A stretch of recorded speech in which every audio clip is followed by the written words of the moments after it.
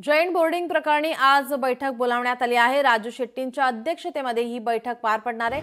विविध जैन धर्मीय संघटनांच्या प्रतिनिधींची ही बैठक होणार आहे। शनिवारी केंद्रीय मंत्री मुरलीधर मोहोळ यांनी जैन समाजाची भेट घेतली होती। जैन बोर्डिंगची जागा विकण्यास जैन समाजाचा तीव्र विरोध आहे।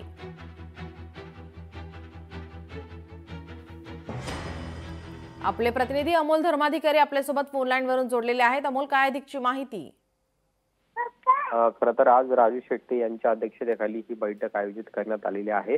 काल मुरलीधर मोहोळ यांनी या जैन बोर्डिंग मध्ये जाऊन तिथल्या जैन मुलींची भेट घेतलेली होती, चर्चा केलेली होती आणि कुठेतरी हा वाद लवकरात लवकर मिटवावा यासाठी प्रयत्न मुरलीधर मोहोळ यांनी काल केलेले होते। आणि आज राजू शेट्टी हे भारतातील विविध जैन समुदायातील ज्या संघटना आहेत यांच्यासोबत या जैन बोर्डिंग मध्ये बैठक घेणार आहेत आणि नेमकं आता पुढे काय करायचं, कारण की गेल्या अनेक दिवसांपासून या जैन समाजाचं या ठिकाणी आंदोलन सुरू आहे। ही मुळामध्ये जी जागा आहे जी बिल्डरला विकण्यात आलेली आहे त्या सर्व व्यवहाराला स्थगिती द्यावी आणि तो रद्द करावा अशी मागणी या जैन समुदायाची आहे। त्याचबरोबर या जैन बोर्डिंग मध्ये जे जैन मंदिर आहे ते सुद्धा तिथे कायमस्वरूपी राहावं अशा पद्धतीची मागणी आहे आणि याला जोरदार विरोध खरं तर जैन समाजाचा आहे।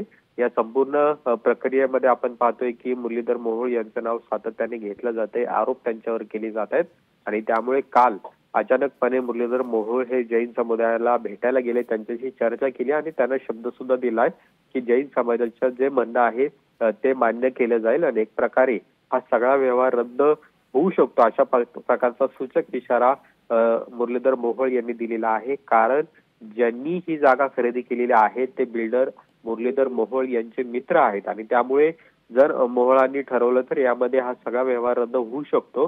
त्या अनुषंगाने राजू शेट्टी यांनी आज ही महत्त्वाची बैठक बोलवलेली आहे। या बैठकीमध्ये नेमकं काय काय ठरतं किंवा पुढची दिशा काय ठरते, कारण 1 तारखेपासून सर्व हे जैन मुनी आहेत, हे आंदोलक आहेत, ते अन्नत्याग आंदोलन सुरू करणार आहेत जर त्यांची मागणी पूर्ण झाली नाही तर।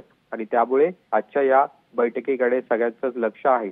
दुसरीकडे अमोलचे अपडेट तुमच्याकडून घेतच राहू। तुर्तास धन्यवाद तुम्ही दिलेल्या माहितीसाठी। लोकशाही मराठी ऐका, पहा, जागरूक रहा।